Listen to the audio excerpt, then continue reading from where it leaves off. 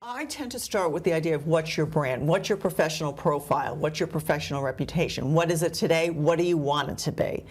And a lot of times people think they know what it is, and they think, oh, because I put on LinkedIn all this wonderful stuff about me, and you should, absolutely should. That's part of, getting ahead.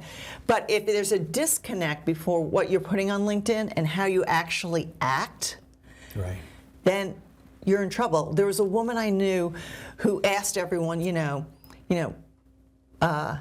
what do people say when I'm not in the room? And so we went through all the good things that people say about her, but there were some things that weren't. And this was really what she'd put out professionally as her strengths. And so she had to take a step back and rethink about, one, how she was positioning herself, and two, whether she needed to actually sharpen those skills. What were the skills that were standing out in that way?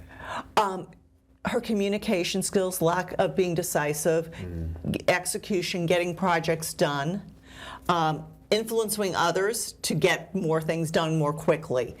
And so these were things that she then had to think about, okay, I'm going to work on some of this, but I also don't want to highlight this as the reason you should hire me, because if anyone talks to anyone, which happens the higher level you become, it becomes a problem. So I tell people you really need to work on that professional reputation and what you do, and then you also have to work on letting other people know through, speaking and doing other things. So that, I sort of consider that one great skill.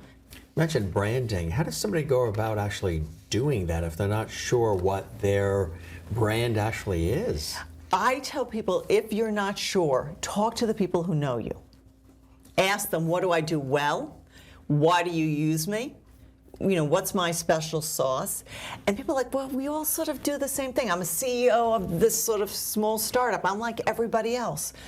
And I say, I was hired by an organization to work with 5 women in a certain department in a certain city that did the same type of work. And I did the feedback, asking for them because they were paying me in that case. But you can do this on your own. You can do it yourself. You can find a mentor to do it. But in that case, I did it for the women. And what I found is, in talking to the people that the women all worked with, each one had something different that was special. No one was exactly the same.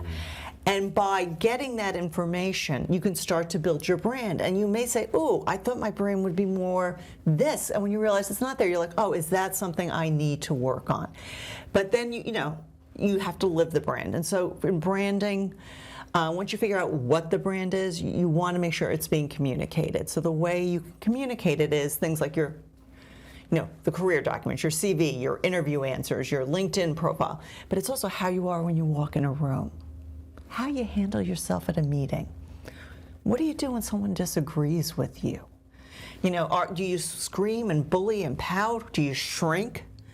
All of these things impact your brand.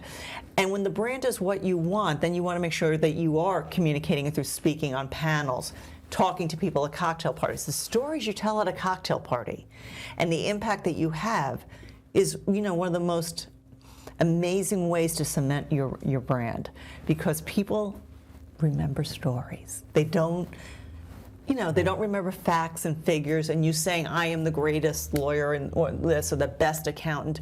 They remember the stories you tell them, and then they'll draw their own conclusions, and that is a much better way to do it.